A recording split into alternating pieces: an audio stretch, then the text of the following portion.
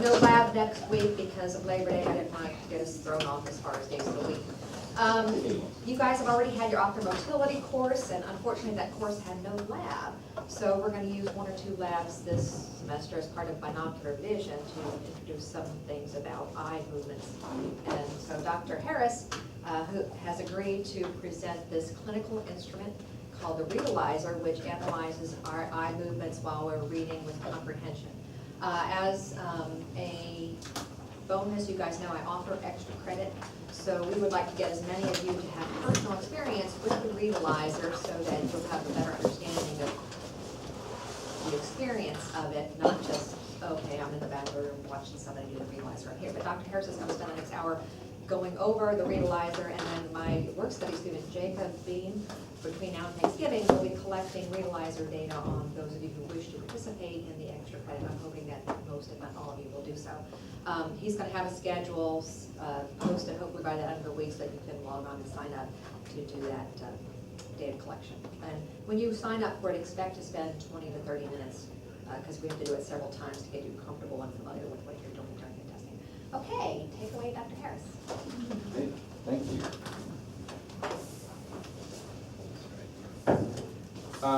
Pleasure to have an opportunity to present to you. It'll probably be not quite a year when we're in formal class together in 304 amblyopia strabismus. I'll probably be doing some now guest lectures. I have been a co-lecturer in PEDS for the last 8 years, so Dr. Bodak's doing that on her own, but I think I'll be doing a few fill-in presentations there. So this is probably our first official time together, and it's nice to see all the faces and interest and that kind of thing.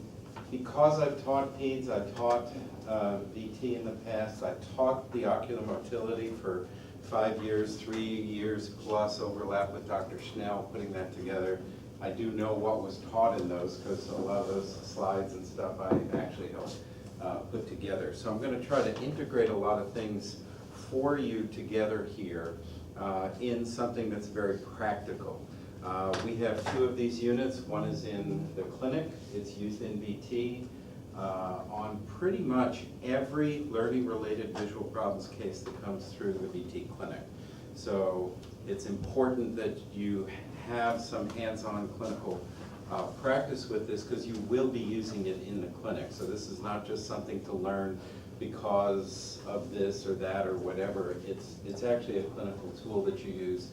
And you'll see a very useful clinical tool as well. We'll talk a little bit about that at the end. So a lot of these slides, why did that jump to like 18 miles? Here we go. A lot of these slides, or a few of these slides you've actually seen before in ocular motility, but I want to refresh some of the concepts as we go directly into using the device. Okay. Eye movement parameters, and we're talking here specifically for reading. We're going to be looking at fixations. Obviously, fixation is when you stop and things are steady, but you know from ocular motility that's only a relatively steady, right? A fixation is when you look at somebody's eyes, they don't appear to be moving, but I think you did learn that even during a fixation, there are micro movements and the system is constantly in motion. And all of those motions have a purpose, right? You learned that if you stabilize an image on a retina, it disappears. The human neurological system only reacts to change. And part of the reason for the constant movement of the oculomotor system is to drive sensory experience so that this internal representation of reality that you have is up to date, okay? So there's purpose for the constant movement. So we're going to be looking at fixations. In the context of reading, we'll be looking at regressions. I have slides on each, so we'll define them there. We're going to be looking at this duration of fixation and what happens during a fixation. There's a lot that actually goes on. And looking at how much time a person spends in that gives us insights into what's happening in their actual reading process. We're going to look at the reading speed. Of course, we get that from this kind of thing. And everything, it's very critical that we do it under the control of comprehension. What do I mean by under the control of comprehension?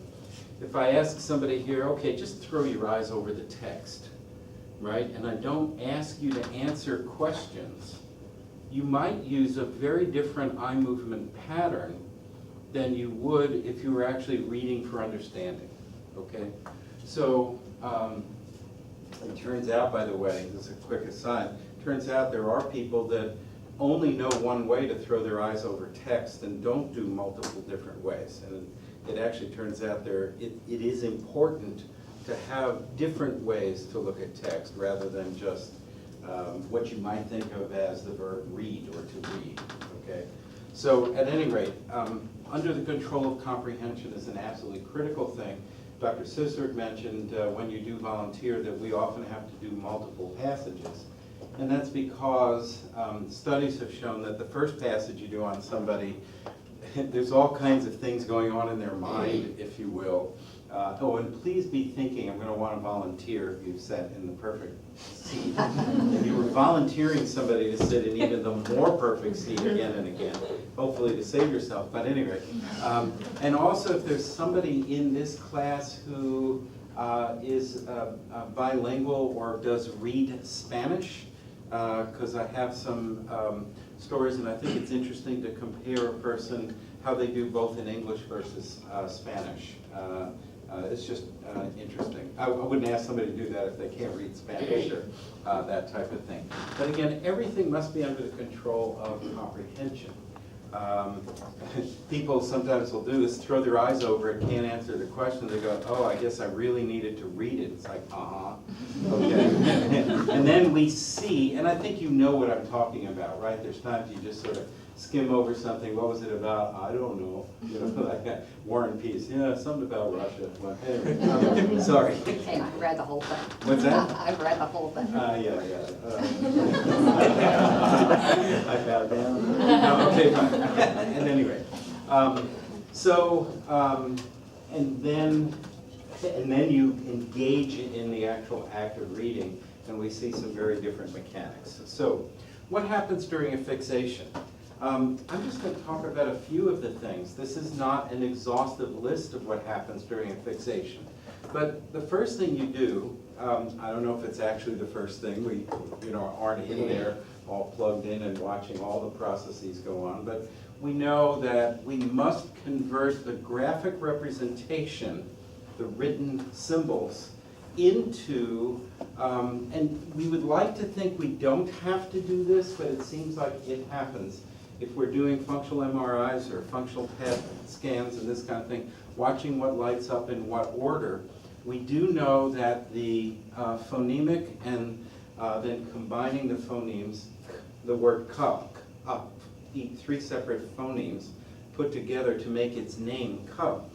We know that that active processing of looking at that, coming up with the sounds, assembling them together, is going on even if you're reading completely silently. You don't make any noise, you don't make any sub-vocalizations.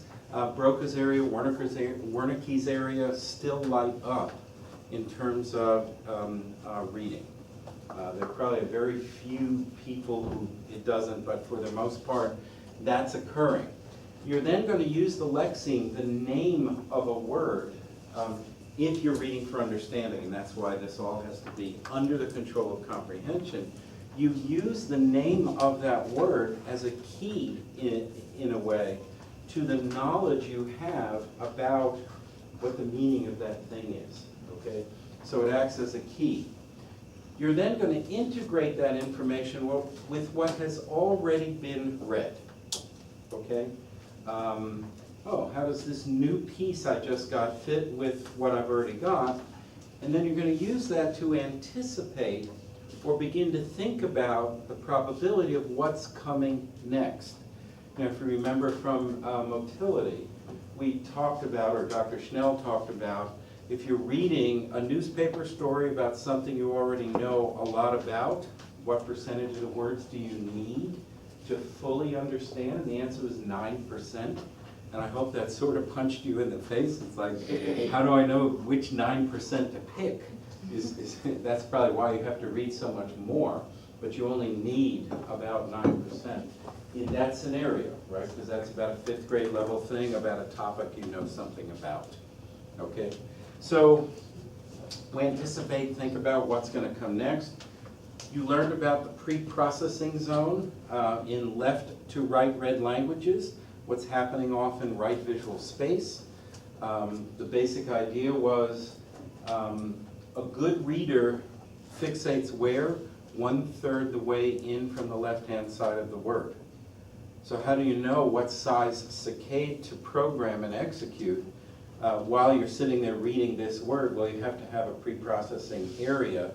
And in good readers it's functioning, in poor readers it isn't. And in poor readers, if it isn't, that leads to a very high percentage of regressions in the actual fixation pattern or scan pattern. Okay, so we look at that. And then you're going to program the next eye movement. All of that happens every 0.24 seconds in a good reader. Okay, in a good reader, that's happening over and over and over again. Now, what's a regression? A lot of this comes from understanding of working with the profession of linguists and people who look at language. But we believe that many regressions, particularly the ones in good readers, I already gave you the reasons for why we see lots of them in immature readers. And I don't mean immature socially or emotionally. I mean immature in terms of their mechanics of reading, okay? If they've not developed the use of the pre-processing zone, we're going to see a lot of regressions. But in a good reader, why do we see regressions? Right? Is the ultimate reader one who never makes a regression? And the answer is maybe, but the problem is in our language, many, many words have multiple meanings. Okay, and as you're going along, you may first try a meaning of a word, and then you keep going, and then you realize, wait a minute, that meaning, you may not realize this on a conscious basis, but that meaning is not allowing me to integrate what's coming next. Something's wrong. Therefore, I go back to access the stored knowledge about a particular word to bring in another meaning. Now, you remember in the course, the garden path sentence. The horse raced past the barn fell. Remember that when you first looked at it? It was like, what? You did the little cat thing, right? And you probably went right back to the word raced, just like on the next slide, where it showed the jump back and a much longer duration of fixation at that word. That's a sentence that was constructed by linguists intentionally to trigger regressions in good readers. Good. I hope you understand, okay? So that's what we think is going on. We don't know. We can't actually plug into the stream of consciousness that's going on. But there's a belief in that, and as long as our language, or the language that people are working with, has these ambiguities, certain words have multiple meanings, and maybe you've got to try others, most likely we will always see some degree of regressions in the actual mechanics of reading, okay? Next we have what's called a return sweep, or return sweep complex. Okay, so what's a return sweep? We would go from the end of a line and make a single saccade to the beginning of the next. Okay, that's the ideal, bam, okay? What do we see in an immature reader? Often what we see is they're here, some might go back, back, back, drop down. Some might drop down, go back, go back, go back, and then begin. The most popular thing we see, even with some very good readers, is a huge jump that gets most of the way there. Very, very short duration fixation here, and then a correction saccade, and then they start. Okay? So even in good readers, we're going to see some of those. Every one of those approaches wastes time. Waste time slows down reading speed. Slower speed taking data in results in reduced comprehension. Okay? The slower the speed, the worse the comprehension in general. That would be a general insight. Why? You have a particular speed that your intellect can take data in. Your mechanical system of parsing the text may not actually be quick enough to keep your intellect engaged, and therefore some of you may find reading boring, okay, or put you to sleep. It's 10 o'clock in the morning, you've had a wonderful night's sleep, and 15 minutes in, you find yourself dozing a little bit, okay? We know that occurs in quite a number of you, okay? And that's part of why Dr. Sistrick is making the opportunity available for, as a group, for everybody to get tested and find out where you are. I want to be very clear with this. The mechanics of reading has nothing to do with intellect. We're not testing your intelligence, you understand? We're testing the development of the mechanics of how you read, very much like I would look at somebody shooting a free throw in terms of the mechanics. Are the shoulders square? Is the arm coming up right? Do we have a nice fingertip roll? Where are they looking? Do they stay square completely through the shot? You look at the mechanics of things. That has nothing to do with intellect. That has everything to do with simply the development of the mechanics, okay? The way I also think of it is somebody who's reading only 140 or 150 words a minute with poor mechanics, who's here, has to have really good intellect, because you're having to then make up for these mechanical difficulties that simply haven't been learned with raw intelligence, okay? So if we can find those, fix those, you can be a much better you. And I'll tell you, I'm a little evangelical about it because I was one of these cases. I was tested as a young child for reading and learning problems. I used the H word, which is a little strong with reading, and it actually wasn't until my third year of optometry school, which is a weird time to start reading, that I read, okay, I could read, right? I'd broken the code, but it's like I would tell people, tell me or show me, but don't make me read it, okay? But third year optometry school is where I start to read. If you come up to my office, I know you've been there, and some others have, people walk in and go, wow, I'm like in a library. And it's like, yeah, and every one of those books I've read, and every one of those books has underlines or highlights and that kind of thing. And I got to a point where I read incredibly efficiently, and I really only read something once. I don't understand rereading things, but anyway, there's too much out there to read. Who would have time to read something? Anyway, sorry. Okay, I lied. I read the Harry Potter series 3 times. Okay, but that's just fun reading. Why 3 times? Look, when the 7th book hit, right? And it was like, no way she previewed all that. And I had to go immediately back, right? And then the movies were coming out, right? And it's like, which one was that? I don't know. Because it all sort of blurred together. So anyway, I think you got it. Okay? Good stuff. So that's a return sweep. Next, we look at the average duration of fixation. That was what we looked at initially. What was the average duration? I've already mentioned it should be about 0.24 seconds for a mature adult reader. It's on the slide here. Your first grader's about 0.33. That doesn't look like a lot of change. It's actually profound, even though they're very small increments that change. 0.27 is actually what we expect from a 4th grader to a 9th grader. So it stays about the same. The 9th grader makes longer saccades and takes a bigger visual chunk, and it takes a little longer to process the chunk, and they're spending less time making jumps, so it all averages out. And that's why the 4th grader takes less information, more stops, and it still averages at 0.27. But the key point was, and you'll see in the new displays that we work with, that the average really wasn't a good indicator of things. Again, I think you've had statistics you had over your mini-mester.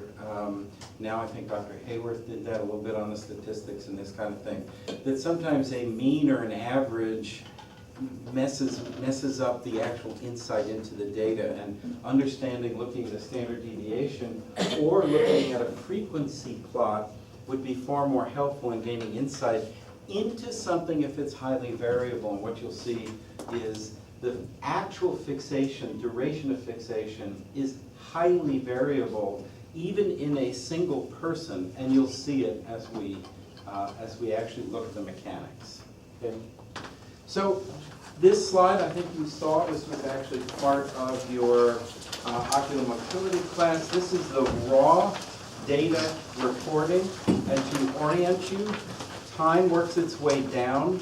When we do the actual live recording here, what you'll see is you start with a blank screen, and these lines will fill the screen, go to the bottom, clear, and then restart, clear, and restart. And that's how we'll see an actual live recording as it's coming in, okay? This little odd complex here where they go doesn't mean the person crossed their eyes incredibly far very quick. It means the person blinked there. And the way these systems record, it can't record through the closed eyelids, okay? So that's what's going on. The next slide shows us the model view of that. So this is the raw data. This is the model view. What does the model do? It straightens out all of the dots in a fixation, okay? And it also adds amplitude. It pushes things further apart. So it takes these little jumps that are occurring in a saccade, and it just adds some width to it. It takes a return sweep, and it says, let's make that our standard size for the display, and then it expands all of those as it does it. So you get a much cleaner thing that's easier, I think, to relate to. And the basic idea here is, again, time goes down here. You can see that this is relatively short as compared to this in terms of the length of the line. The longer the line, the more time. The shorter the line, the less time was spent at that fixation. And I think you can see right away there's quite a variation here in these. This is a return sweep, and this particular segment shows actually no regressions. Here's 3 lines of text read by a good reader, and there are no regressions. Okay? Here's a sample of another good reader, but even though this is a good reader, here's a clear example up there of a regression, right? We were fixated here, we jumped back to the left, and then we kept going. And here is a really nice clean return sweep right to the beginning, but here is a return sweep with a little correction, okay? And the duration of this is much shorter in time than here, because it's almost like the periscope went up and said, am I in the right place? Nope. It didn't actually read anything or get any meaning. It just simply said, I'm not in the right place. Oh, there's stuff still to my left? Cool, let's get over there, okay? And that system, that's probably more your M-cell pathway structure system that's just looking in the spatial relationship and said, we didn't get all the way there, okay? Here's a poor reader. That's a single line of text that has about 10 words, and there are 22 separate fixations. I've counted this one quite a few times, okay? So there's 22 separate fixations. You can see the regressions. You can see some of the amount of time. You can have somebody have this mechanics who doesn't understand very well what they read, and somebody who has this mechanics who does. So just because they have these mechanics, you actually still have to take the comprehension test. Okay? And you could imagine a person who takes this long to dissect 10 words and then actually still correctly assembles them, puts them together and comes up with meaning. That takes some pretty good intellect. Okay? All right. This is just an evolution of the different devices. I've used all but 2 of these in clinical practice. I am a partial developer. I have no direct financial interest in these devices, but I'm a co-developer Of the overs, the Visograph 1 and 2 and the ReadAlyzer and the new wireless version that actually now I'm picking up when I go to Norway next week. I'll be meeting, the programmer is in Sweden, but it's a quick hop, skip, and jump, so he's going to come one of the days that we'll spend together when I'm in Oslo. I've used a lot of these devices. They're all pretty wonderful. Let's talk about the actual ReadAlyzer itself, which is here. I don't need to do a sales pitch because we've got it. So let's look at the inside of the goggle. The way this system and many of our eye movement systems, there are alternate ways that these are measured, but this one specifically is using infrared illumination. And your infrared illumination sources are these, they're two in front of, underneath each eye. The two infrared light sources and these little black things, I should probably know what if they're diodes or whatever they are, but I don't. But these are the sensors specifically for picking up the amount of infrared light that is reflected back. These devices, or the infrared devices, primarily work as limbal trackers, not Purkinje trackers. Okay, you've learned already about the 4 Purkinje images? Yes. You're bobbing up and down, but are you just bobbing, or are you saying yes? Okay, you're just bobbing. Have you already talked to them about the Purkinje? I don't cover it. I don't have time. You don't cover those, okay. I thought that was an optics thing, but. So you don't know, when I say Purkinje images, you don't know what I'm talking about. Okay. You've learned about if we don't coat surfaces, 4% of the light reflects off a surface. Yeah, that part you learned, right? So the first reflection off the front of the cornea is the first Purkinje image. The second is from the rear surface of cornea. The third is from front surface lens. The second from rear surface lens. Okay? When you do, and we'll be talking about these in my class, but I'm sure you already know the term Hirschberg? No? I haven't lectured yet. Okay. Yeah, but they're doing cover tests. They must know how to look at the light reflect. Anyway, sorry. We'll get more into this as we get going. Okay. I don't know that they've done cover tests with a transilluminator, right? What are you using? You're always using your...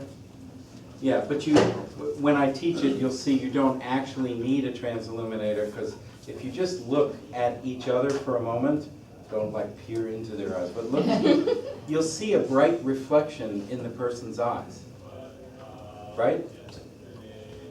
That's the first Purkinje image of the lights here bouncing off your corneas, okay?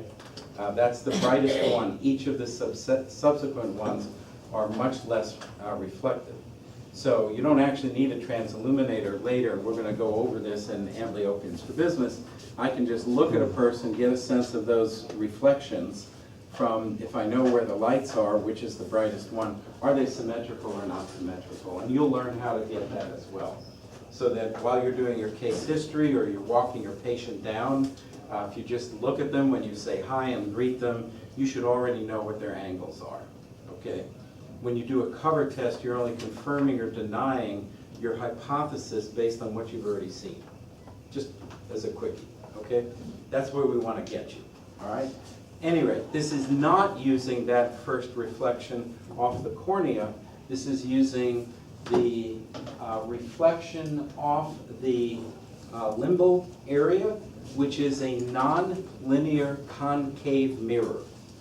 It's not a nicely polished, gorgeous concave mirror, but you have a flatter surface and a steeper surface coming together, and as that moves, it reflects the infrared light differently, and the differential things between here and here is how they figure out how the eyes have moved. I think it's pretty cool.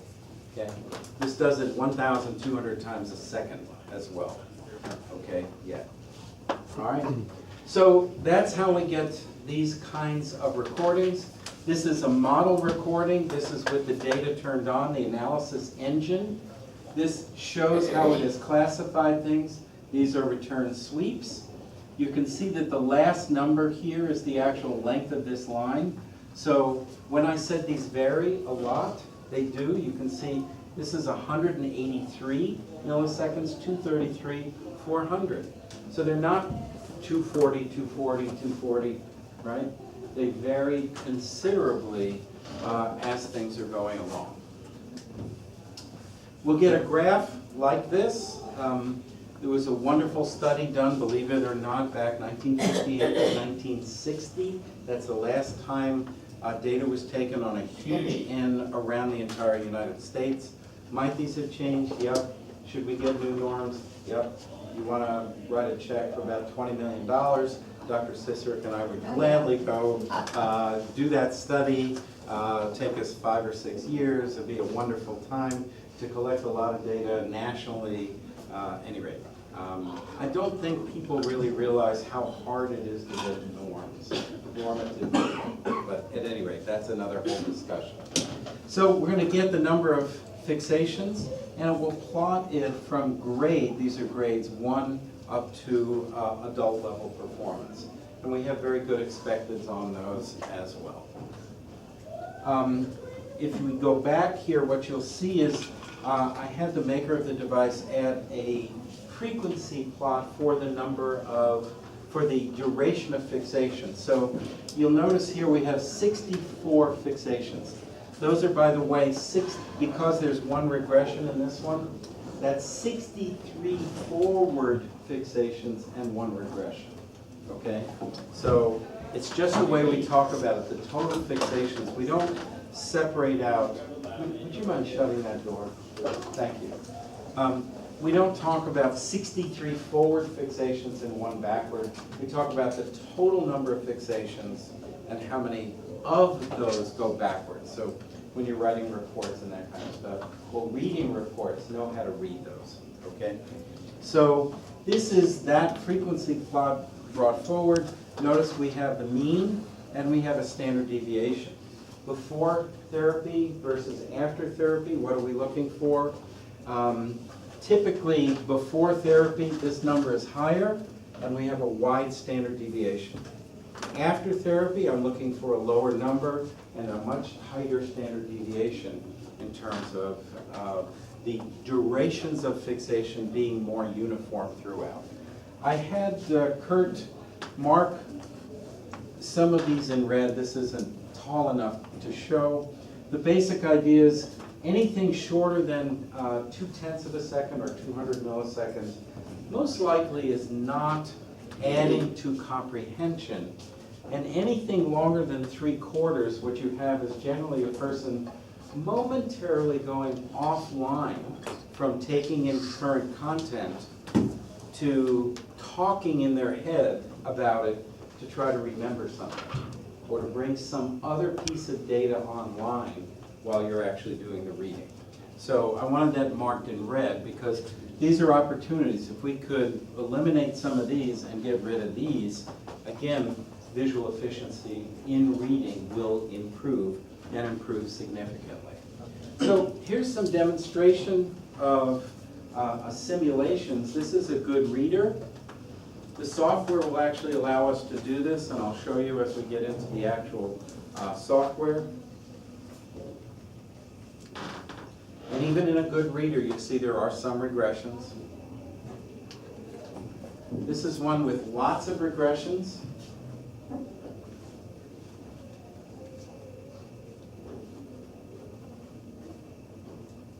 It is this kind of demonstration that sells people on, oh, I guess there really is a problem.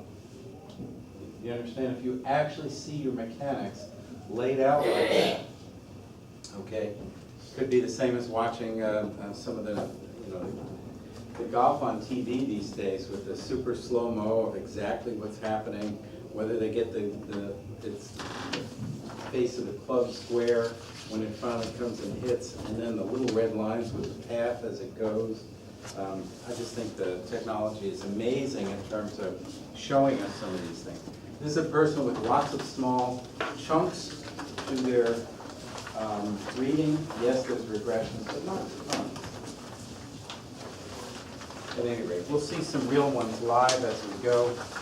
Story spacing, just so you know, we have in grades 1, 2, and 3, typically we have these 9-line passages. In the middle 7 lines, there are 50 words. All of the number of fixations or regressions are per 100 words. So with a first, second, or third grade level passage, we take that number and double it. There's 50 words on the middle 7 lines. Grades 4 and higher, we have 12 lines of text. In the middle 10 lines, there are 100 words. So we get the actual number of fixations or regressions. I have a few on purpose that are odd sizes in each one, and it's sort of beyond our explanation right now for why those exist. So when you go through the book, you'll see a 3rd grade story that has this spacing. Don't think it's a mistake, it's done on purpose. And you'll see a 4th and 5th grade story with this sizing as well. Just a couple of them. Okay. I commissioned at one point long stories. We have a number of patients that come to us, but even here at SCO, I've been involved in students that need or want to document extra time on tests. And I did not feel that it was something that we should do based on a single 100-word passage. So these stories are all 800-plus word or 850-plus word stories. They're 2 pages long, and we have comprehension tests on both the first and last page.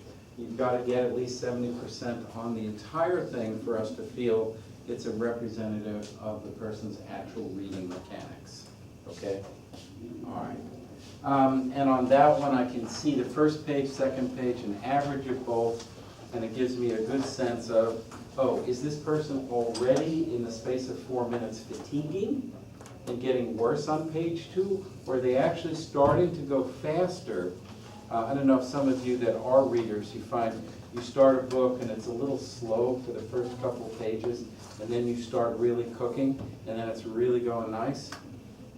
In my opinion, most of that, because people think, oh, I'm adjusting to, I don't want to get too far afield. I have a book upstairs by Tinker that showed that there's a ton of little things that if you change the physical representation of the text, affects your reading speed. But primarily, I think what it is you're adjusting that pre-processing window to the correct size so that you start efficiently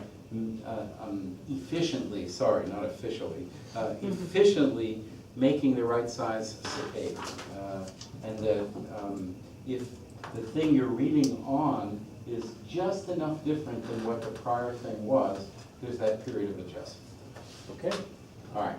I'm going to switch over now to my laptop, and we're going to look at first a case, and then we'll do a live recording.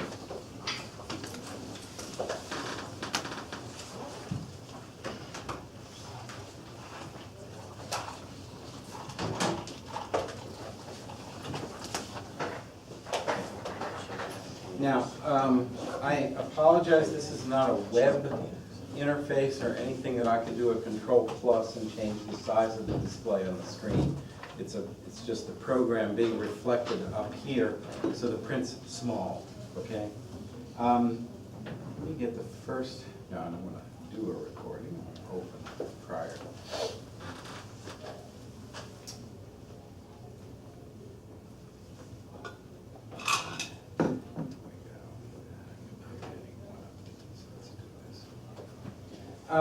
So I'm going to tell you a little story about this patient, because I think it will show, and I'm going to show you the actual recordings and these kinds of things as we work through this.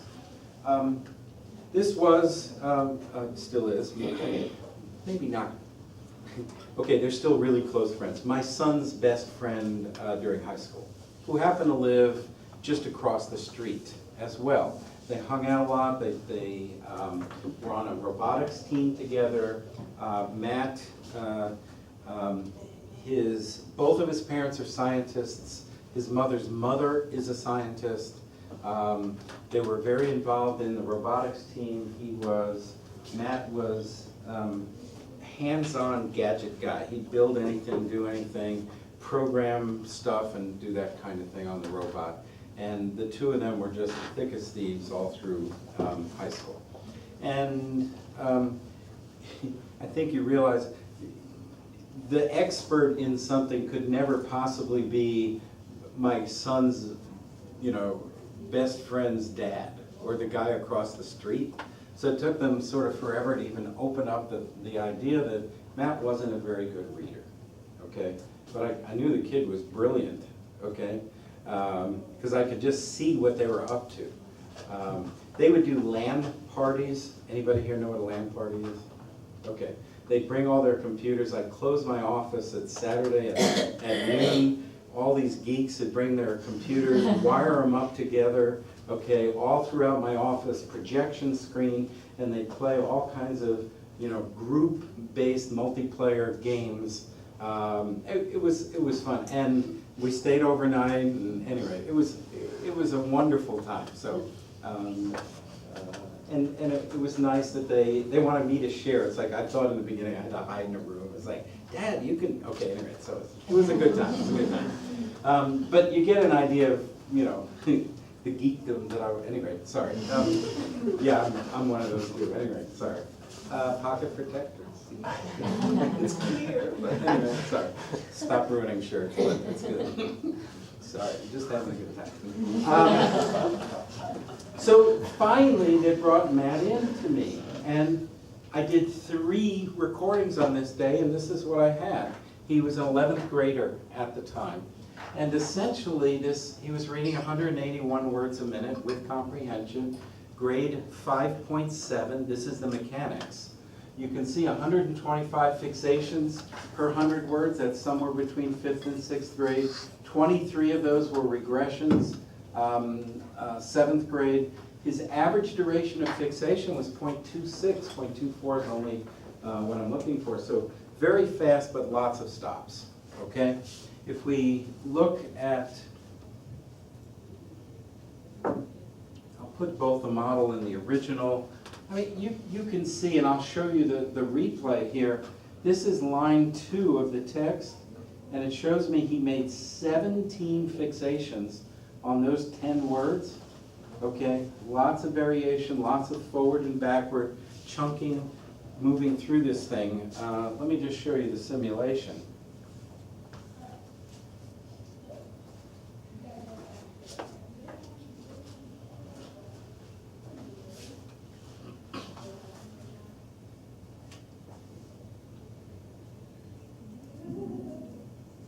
You get an idea? So what do we do for him? Can I fix this with glasses? No.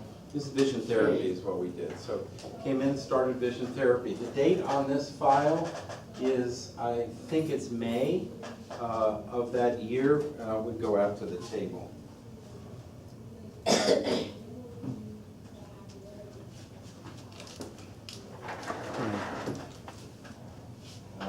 Yeah, May 15th, 2006. So this is 12 years ago. Now, my therapists, we're just starting therapy, and in late July, 2.5 months after, they do a recording, and they come to me and say, wow, he's made a whole lot of progress. I'm like, no way. Schedule him back with me. Okay. Maybe he's too smart, he's working the system, I don't know what's going on. It's funny, my son, when he was really young, thought these devices, I could read his mind. I didn't disavow him of that. So let me go to the one that I did. That was in August. Yeah, no, that's the file. Here we are. August 17. No recording cycle. There we go. And I was just absolutely blown away. This is only 3 months later. We still had more VT to do to solidify all of our gains, but 125 down to 63, 25 down to 2. right? The 0.26 came down to 0.25, still not quite where I wanted. His reading speed was 371 now. And it stayed there. He graduated from high school, went to Drexel University in Philadelphia in the engineering program, went on, he now has his PhD. He studied in Switzerland. They have a home in Switzerland also. The grandmother does, the one who's the scientist, okay? Got his PhD there. He's now works based out of Baltimore, but travels all over the place, troubleshooting in certain manufacturing situations, using both his mechanical and electrical engineering knowledge. And it's just neat. I still, when I go back to Baltimore, we run into them, and it's fantastic. And this is the kind of thing that can actually happen. So I think it's time.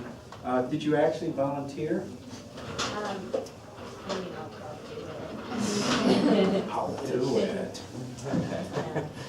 You can say no if you're. Okay, good. Come on up here and type your stuff in there. Let's not roll over the wire. We don't want to roll over the wire.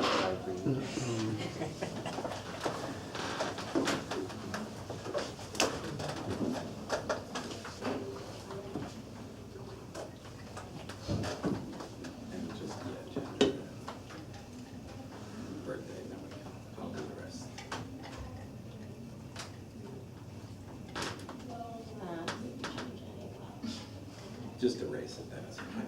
I don't need it. Oh, that's cool. All right, so when we put the goggles on, I have this pretty much open. What's that? Why am I nervous? Everybody would be nervous because you're doing it in front of your peers. So, okay, it's totally normal. Okay. Here, hold that on for me at the front. And what we do is come up and over. There we go, and then tighten here. Look at me. Now I'm usually going to pull this out and adjust it, and it has these vertical lines. I put them, there's a manual that we have by the device, and we put these vertical white lines here. Just look at him so he can see. But I put them so that they go through the outer edge of the pupil. Most people show us more of their limbal area temporally.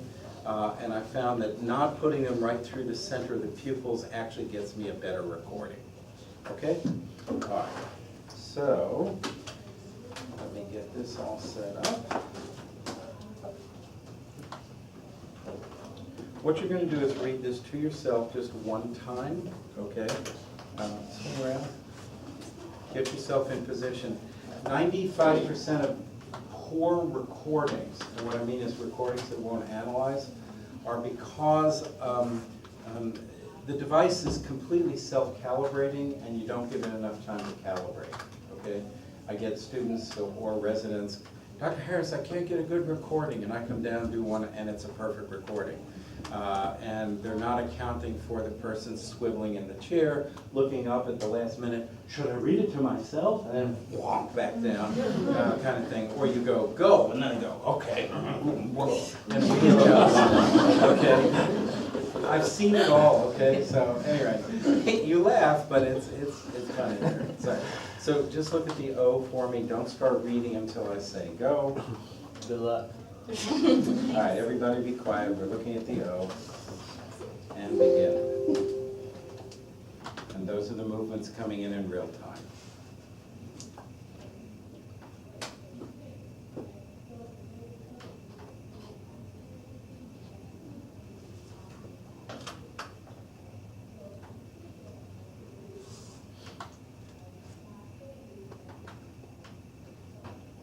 Just look up when you're done.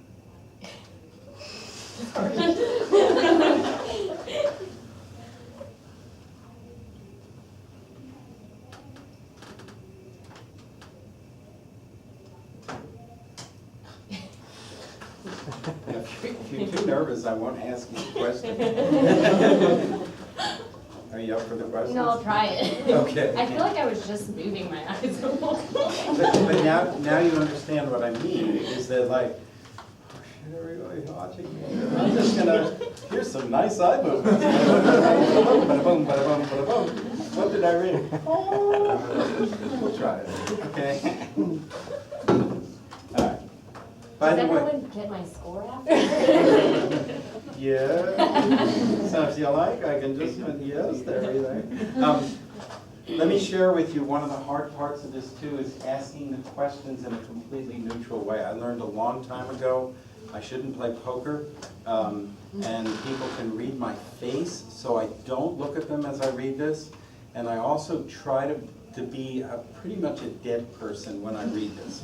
You know, because, right, you can go da da da da da da da da da, yeah, da da da da, and they go no. You understand just with your cadence? Okay, so you have to be really careful not to read and give the answer in how you read the question. Okay? So, yes or no, Europeans were the first people to discover peanuts. No. Peanuts were first grown in South America. Oh my god. Yes. that one is yes. 3 is yes. Okay, should I just let you read it? I'm gonna say no. 4. Right, do help from a friend. I want to get like a 20%. Don't worry about it. Yes. Yes. Oh, I mean no.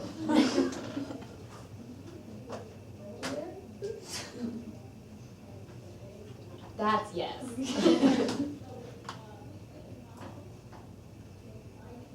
Can I go back and say number 2 was no?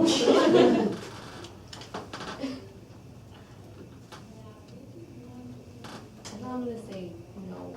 Oh my gosh, I don't even know. Yeah, no.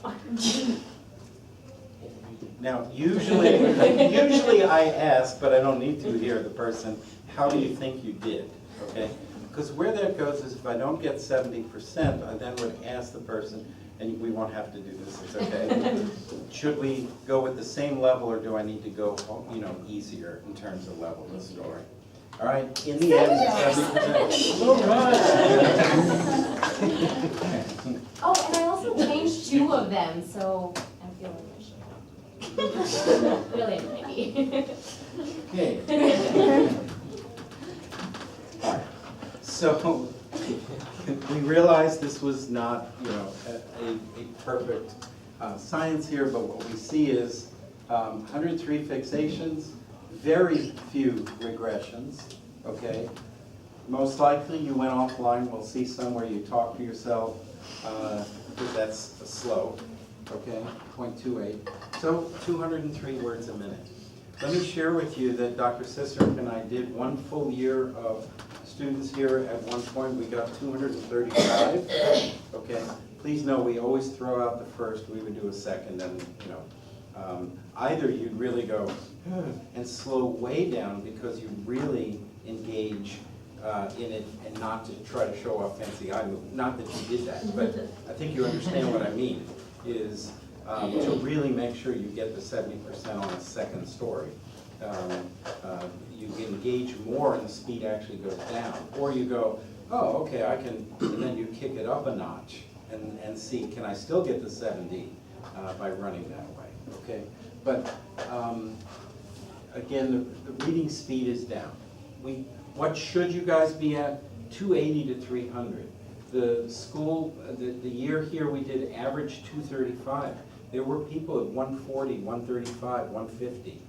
Those were incredible opportunities to help those people, and quite a few did either come to me, go get testing done, get a vision therapy evaluation. Quite a few got through vision therapy, and then got the benefits of, for the rest of your career, being able to read much, much faster.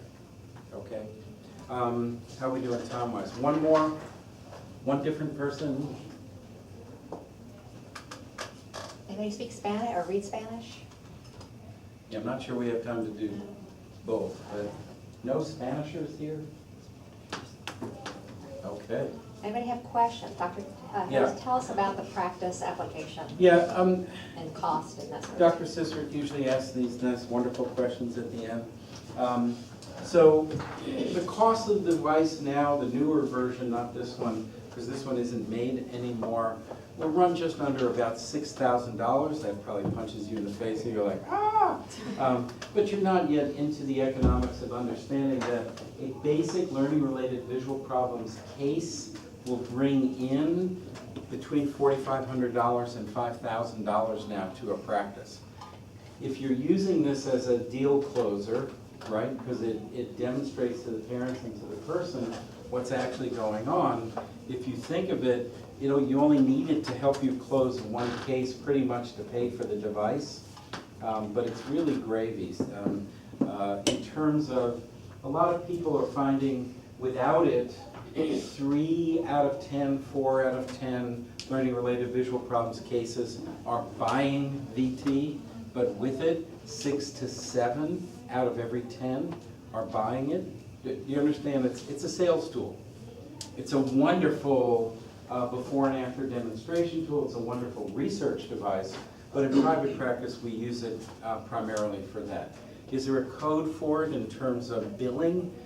Most of us just incorporate it into our general testing. There is a sensory motor evaluation code. Some of us, myself, I chose not to overuse that kind of code for a particular device, but you could do that. I use this mostly as part of my total evaluation. I did have some patients or people that would come in who I want a letter to get more time on the SATs, or I want more time on, etc. And I would just do a series of these plus the long stories to write the letter for there. And so far, based on this, like, because a person's got a convergence insufficiency, that's not a reason to have more time on a test. You actually need to demonstrate that their actual ability to read under time conditions for comprehension is compromised. So that's really what this device is good for. Okay? Other questions? No, but do you have time to show in the nystagmus? Yeah, let me see if I can find. We didn't get to show this yesterday. I thought we'd just throw it up there. Yeah, I've got to So y'all know what remember this his name. I think it's a D name. Here it is. Uzefa. I think these are my. Yes, there was no text for these. Show me. Show me. Oh, wow. Excuse me.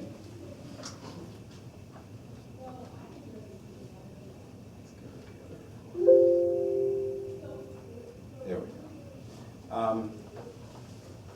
I know it's hard to see. What I typically did, so in oculomotility, you learn this wonderful list of all the different kinds of nystagmus, right? And this kind is in this part, and this kind in this part, and this kind. And I hate to call like red flag, foul. We have to teach that. That's in the syllabus. That's in the books. That's in the. But when you finally have a device like this that you strap on somebody and say, all right, look here for 30 seconds. And what I would typically do is then go to one side for 30 seconds, back to center, over here, back here, up. So I would do 9 points of gaze, getting 30 seconds in each one. And you begin to look at both the pattern. You can see, oops, as I slide down here, that I had the person move to the right, right?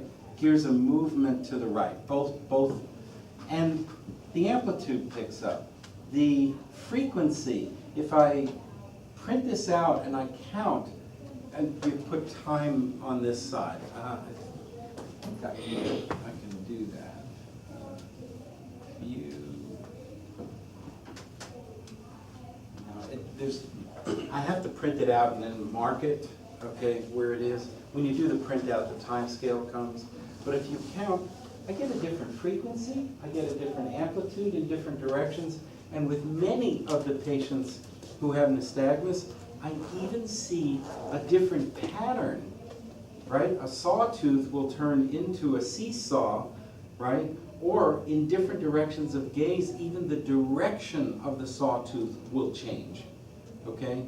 So once you record some of these things, you realize that how things are being taught sometimes in this black and white, this is the way it is, that's in your textbooks, was a nice convenient way, but when you actually see what people really do, you realize, and then we talk about this thing called a null point.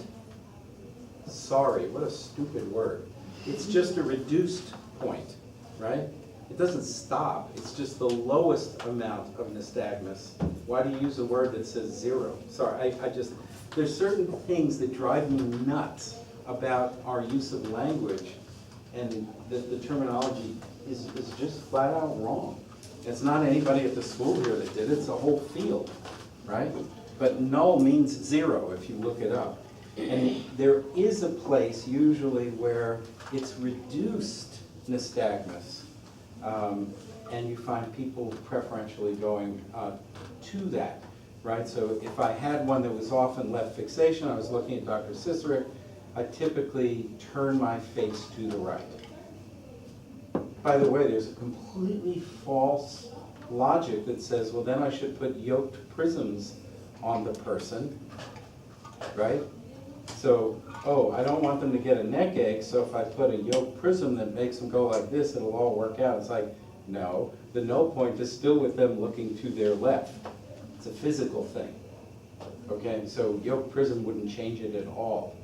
But there's still people in our field that do some of these things. So recording these gives you a real sense of these. You go to different directions, look at it. I actually had an earlier version of this device that had biofeedback attached to it, and that's what we hope the newer ones, so that, and I worked with this person, who's that from, who he actually came to me from India. He didn't fly to me from India, he immigrated from India, but had nystagmus, had best corrected acuity of about 20/70, and wanted to drive. Well, you couldn't in the state of Maryland until you got better acuity. We did biofeedback work, other types of work, monitored with this, and we were able to get it so that he could learn to control the nystagmus, okay, because of biofeedback, right? He would hear this going, ring, ring, ring, ring, ring. You take the output of this and put it to a sound generator, analog to digital thing, put sound, and now you take something that he has no awareness of, because he has no oscillopsia, right? The world is steady. It's not an acquired nystagmus, okay? He hears it, and it's like, okay, what do you have to do to make it worse? And can you learn to look soft, look easy, right? And then he would learn how to minimize the sound, okay? Drive it and let go, drive it and let go, and he was able to get 20/40 pretty consistently best corrected. So he did finally learn to drive and drive very successfully and safely. Which was a big, a big change in his life. So anyway, there's some nystagmus for you. Oh,